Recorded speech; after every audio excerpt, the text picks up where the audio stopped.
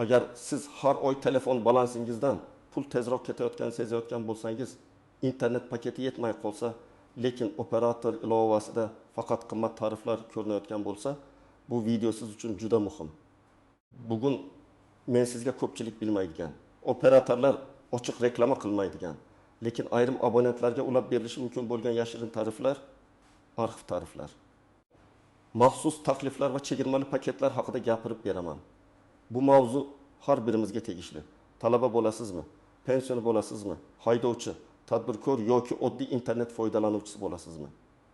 Noto'g'ri tarif sabab oyga 20 ming 30 ming so'mdan yilga esa bir necha 100 ming so'mgacha ortiqcha to'layotgan bo'lishingiz mumkin. Men bu videoda shunchaki falon kodni tering demayman.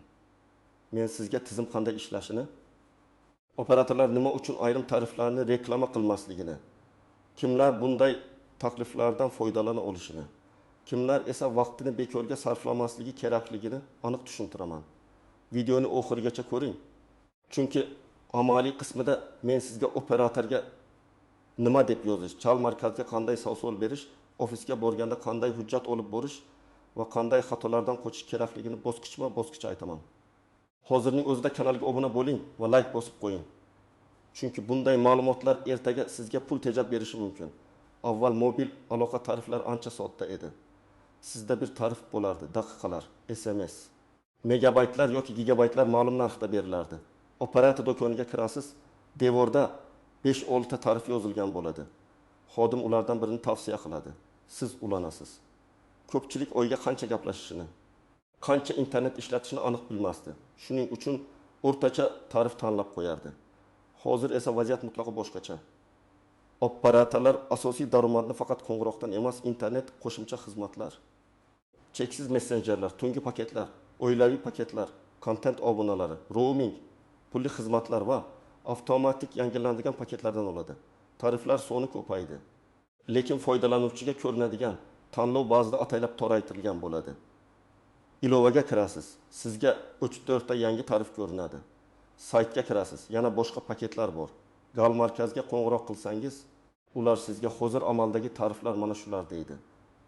Lekin amalda ayrim arxiv tariflar, maxsus mijozlar uchun takliflar, raqamni boshqa operatorga o'tkazmoqchi bo'lganlarga saqlab qolish chegirmalari, korporativ liniyadan ajratilgan shaxsiy paketlar, talaba yoki ma'lum hudud uchun aksiyalar mavjud bo'lishi mumkin. Eng muhim o'zgarish shuki, operatorlar bugun hamma abonaga bir xil narx bermaydi.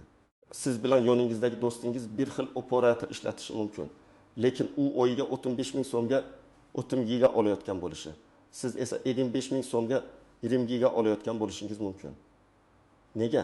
Chunki u eski tarifda qolgan, yoki unga shaxsiy taklif kelgan, yoki u raqamini boshqa operatorga o'tkazmoqchi bo'lganida operator uni ushlab qolish uchun chegirma bergan, yoki u bir vaqtlar aksiya orqali ulangan. Ko'pchilik buni bilmagani uchun oddiy, ommaviy va qimmatroq tariflarda qolib ketadi. Bu yerda yashirin tarif deganda men qonunga zid, noqonuniy yoki qandaydir qora sxemani nazarda tutmayapman. Gap rasmiy tizim ichida mavjud bo'lishi mumkin bo'lgan. Lekin ommaviy reklamada ko'rinmaydigan takliflar haqida ketmoqda. Ba'zisi faqat eski abonentlar uchun, ba'zisi faqat ma'lum hudud uchun, ba'zisi faqat operatorni almashtirmoqchi bo'lganlar uchun. Ba'zisi esa faqat chal markaz yoki ofis orqali faollashtiriladi. Shuning uchun ilovada yo'q ekan, demak mavjud emas deb o'ylash katta xato. Asosiy qism 1 nimalarni bilish kerak? Kim xavotir olishi kerak va kimga bu unchalik kerak emas? Birinchi navbatda har bir abonent o'z iste'molini bilishi kerak. Ko'pchilik tarif tanlashda eng katta xatoni shu yerda qiladi. U narxga qaraydi, lekin real foydalanish odatini hisoblamaydi. Masalan, siz oyiga 70 ming so'mlik tarifda turibsiz. Unda 1 gigabayt internet, 2000 daqiqa va boshqa bonuslar bor. Lekin oxirgi 3 oy detalizatsiyaga qarasangiz, siz oyiga o'rtacha 17 gigabayt internet ishlatgansiz. Qo'ng'iroq esa 20 daqiqadan oshmagan. Demak, siz har oy o'zingiz ishlatmayotgan 30 gigabayt va yuzlab daqiqalar uchun pul to'layapsiz. Bunday holatda sizga yashirin tarifdan ham oldin to'g'ri tarif tanlash kerak. Endi aniq misol olaylik. Farhod ismli foydalanuvchi bor deb tasavvur qilamiz. U taksi haydovchisi kun bo'yi xarita, messenjer va qo'ng'iroqlardan foydalanadi. U oyiga 30 ming so'mlik tarifda 25 gigabayt internet oladi. Oy oxirida internet yetmay qoladi. va u yana 15 ming so'mga qo'shimcha paket oladi. Umumiy xarajat 75 ming so'm. Agar u operatorga murojaat qilib, menga ko'proq internet kerak, lekin daqiqa kamroq bo'lsa ham mayli, arxiv yoki shaxsiy taklif bormi deb so'rasa, ba'zida unga 35 ming so'm atrofida girtim yig'imga beradigan taklif chiqishi mumkin. Bu har operator va har abonentda bo'ladi degani emas, lekin so'ramasangiz hech kim o'zi kelib sizga arzonroq variant bor demaydi. Ikkinchi misol, Dilnoza opa uyda Wi-Fi bor, ishda ham Wi-Fi bor. U mobil internetni faqat yo'lda bank ilovasi, Telegram va qo'ng'iroqlar uchun ishlatadi. Lekin u oyga 15 ming so'mlik tarifda, chunki bir paytlar xodim eng qulayi shu deb ulab bergan. Aslida unga 20-25 ming so'mlik minimal paket yetishi mumkin.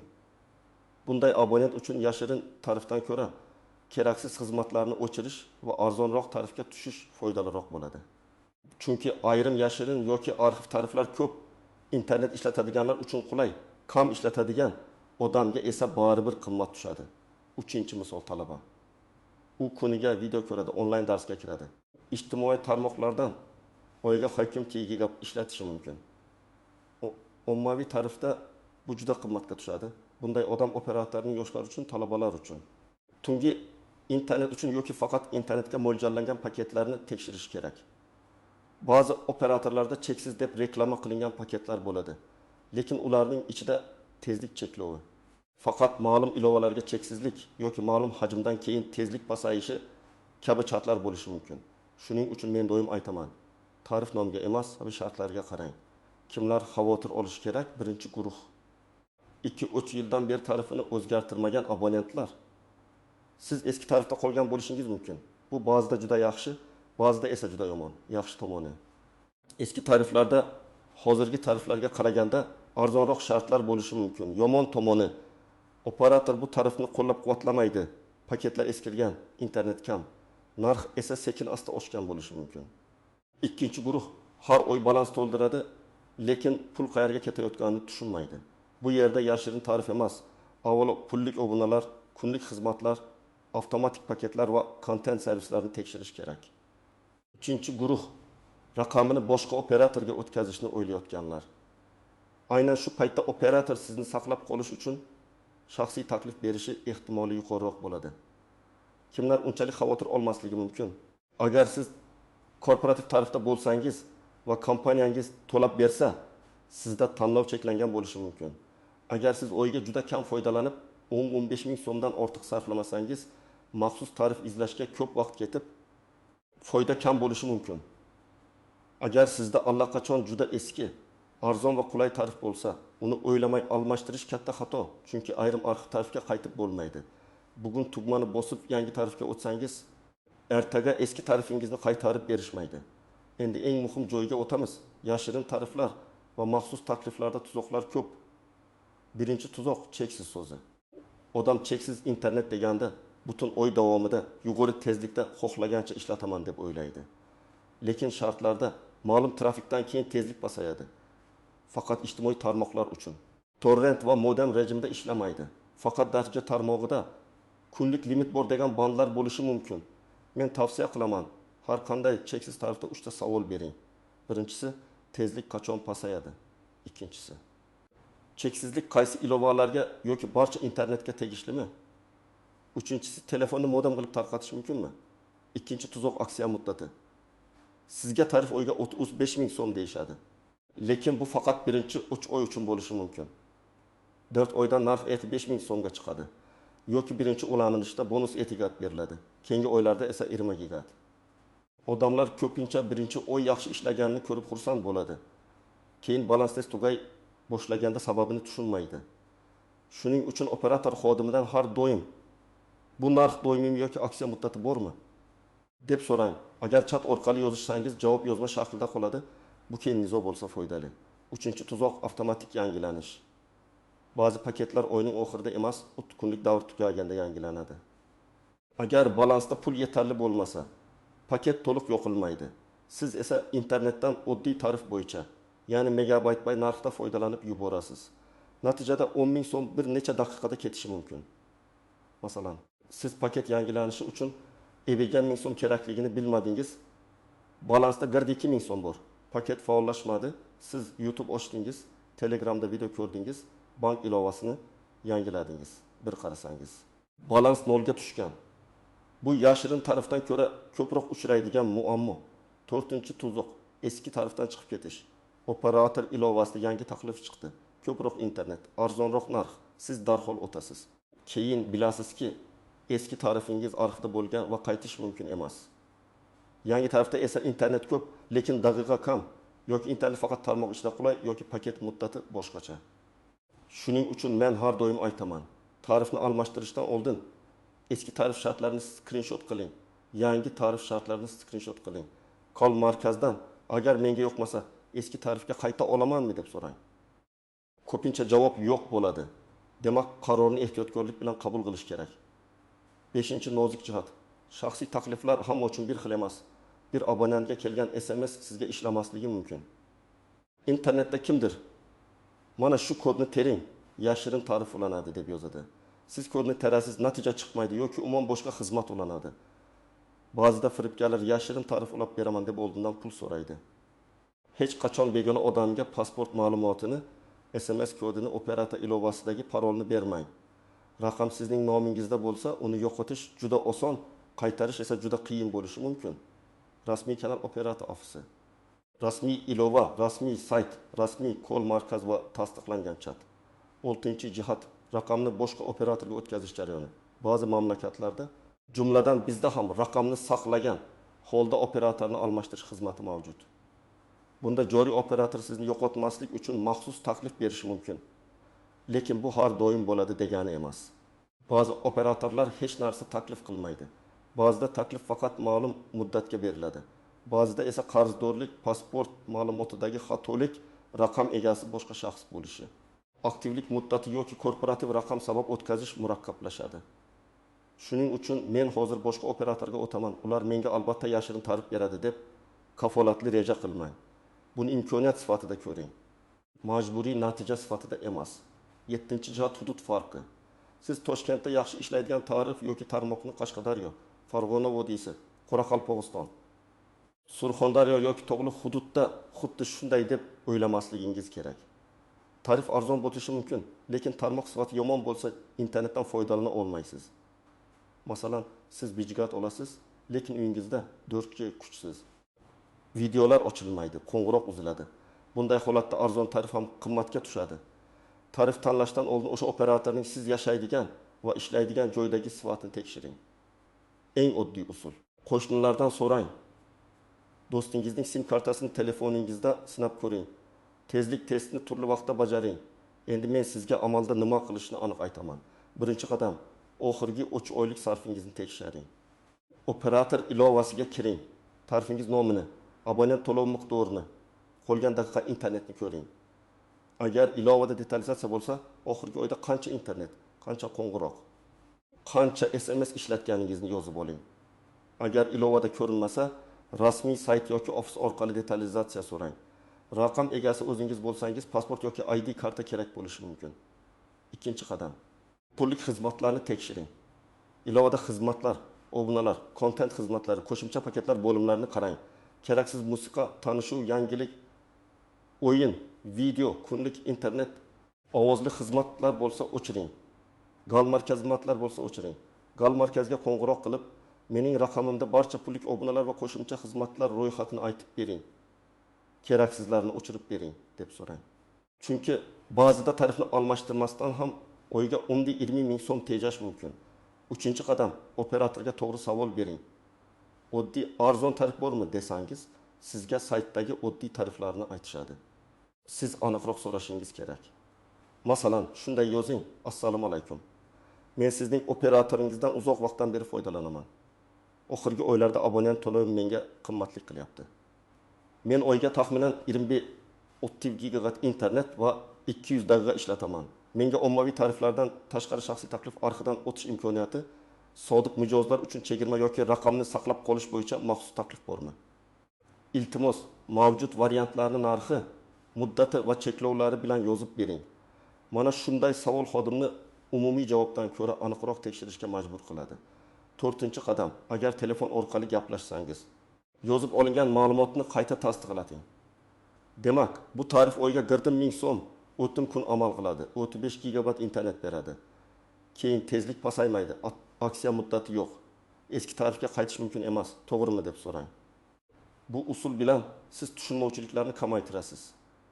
Agar chat orqali gaplashsangiz, javoblarning skrinshotini saqlang. Agar ofisga borsangiz, xodimdan tarif shartlarini qog'ozda yoki SMS orqali tasdiqlab berishini so'rang. 5-qadam, raqam egasi kimligini tekshiring. Juda ko'p odamlar sim kartani bir paytlar ota-onasi, aka-ukasi, do'sti nomiga olgan. Keyin tarif o'zgartirish, detalizatsiya olish, raqamni boshqa operatorga o'tkazish yoki shikoyat qilishda muammo chiqadi. Agar raqam sizga tegishli bo'lmasa, rasmiy ofisga raqam egasi bilan boring va imkon bo'lsa, raqamni o'z nomingizga rasmiylashtiring. Buning uchun odatda shaxsni tasdiqlovchi hujjat kerak bo'ladi. Ba'zan eski sim yoki raqamdan foydalanish tarixi so'ralishi mumkin. Har operator talabi farq qiladi. Shuning uchun oldindan jal markazidan so'rab oling. 6-qadam, tarifni almashtirishdan oldin hisob-kitob qiling. Masalan, hozir siz oyga 50 ming so'm to'laysiz va qo'shimcha paketga yana 20 ming so'm sarflaysiz. Umumiy 70 ming so'm. Yangi taxlan 1 ming so'm. Lekin internet yetarli, qo'shimcha paket kerak emas. Demak, oyga 5 ming so'm emas, balki noqulaylik va balans tugash xavfini ham kamaytirasiz. Boshqa holatda hozir 45 ming so'm to'laysiz, yangi tarif 10 ming so'm. Lekin sizga keraksiz 20 daqiqa qo'shiladi. Bu foyda emas. Har doim o'z real ehtiyojingizni hisoblang. 7-qadam, boshqa operatorlar bilan solishtiring. Lekin faqat narx bilan emas. Tarmoq sifati, internet tezligi, sizning hududingizdagi qamrov, ilovaning qulayligi, ofislar soni, qo'llab-quvvatlash sifati, roaming kerak bo'lsa, roaming narxlari, oilaviy paket kerak bo'lsa, qo'shimcha raqam qo'shish shartlarini ko'ring. Ba'zida 10 ming so'm arzon tarif sizga har kuni asab uzilgan qo'ng'iroq va sekin internet bo'lib qaytadi. 8-qadam, operatorga rasmiy shikoyat yozishni biling. Agar sizga bir shart aytilib, amalda boshqa narsa ulangan bo'lsa, avval chat yoki kol markaz orqali murojaat raqami oling. Murojaatni aniq yozing. Qaysi sanada, qaysi tarif, qanday shart bilan ulangan, siz nimadan norozi, nima talab qilyapsiz? Masalan, men 10 may kuni 10 ming so'mlik tarifga o'tdim. Xodim aksiya muddati yo'qligini aytdi. Lekin 10 yildan narx 55 ming so'm bo'ldi. Suhbat yozuvini tekshirishingizni va shartlar bo'yicha tushuntirish berishingizni so'rayman. Hissiyot bilan emas, fakt bilan yozing. Fakt bo'lsa, masala tezroq hal bo'ladi. 9-qadam, tarifni darhol emas, oy davri tugashiga yaqin almashtiring. Ba'zi operatorlarda tarif almashtirilganda eski paketdagi qolgan internet kuyib ketadi. Masalan, sizda hali 20 gigabayt qolgan, lekin yangi tarifga o'tdingiz, eski qoldiq bekor bo'ldi. Bu pulni yo'qotish. Shuning uchun shartni tekshiring. Qoldiq saqlanadimi yoki yo'qmi? Yangi abonent to'lovi darhol yechiladimi yoki keyingi davrdanmi? Bonuslar ko'chadimi yoki yo'qmi? 10-qadam, oilangizdagi barcha raqamlarni tekshiring. Ko'pincha bir odam o'z tarifini optimallashtiradi, lekin ota-onasi yoki farzandining raqamida keraksiz xizmatlar yillar davomida pul yeydi.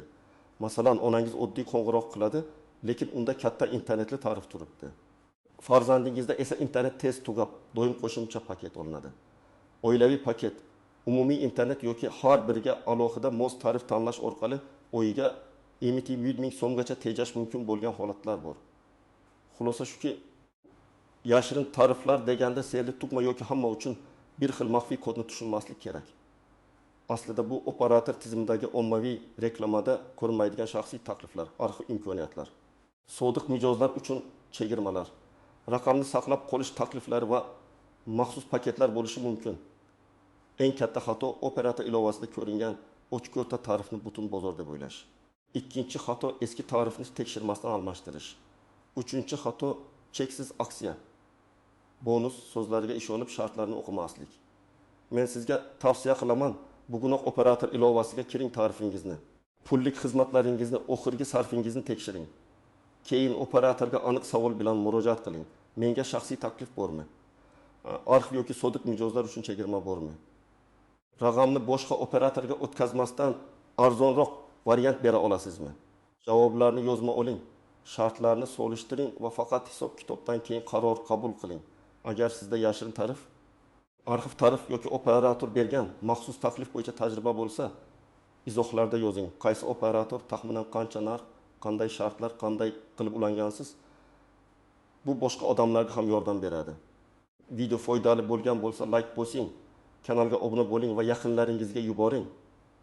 Chunki ba'zan bitta to'g'ri tarif bir oilaning oyga sezilarli pulini tejab qoladi.